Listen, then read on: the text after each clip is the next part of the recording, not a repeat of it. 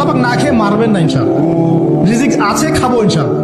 কিন্তু হয়তো বা অভাব হবে, টাকা পয়সা একটু কম হতে পারে, অন্যের 10 তলা ফ্ল্যাট হবে, আমার হবে না, ঠিক আছে, অন্যের এত বিঘা বিঘা জমি আমার হয়তো হবে না, কিন্তু ইনশাআল্লাহ তাআলা এই যে দুনিয়ার মুসাফিরের জীবনটা, এটা মুসাফিরের জীবন না, মুসাফিরের জীবনটা কেটেই যাবে ইনশাআল্লাহ।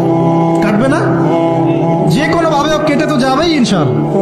এই যে পরকালের জীবনটা একটা চেতনার শক্তি, জানেন, দুনিয়াতে যত বাধা বিপত্তি আসুক, গাল মন্দ খান, গীবত তহমত খান, কষ্ট হোক, নির্যাতন হোক, একটা বিষয় মনের মধ্যে শান্তি দেয়। কি শান্তি? যে এই দুনিয়ার জীবনটা তো আর চিরস্থায়ী নয়, এটা তো আর সারা জীবন থাকবে না।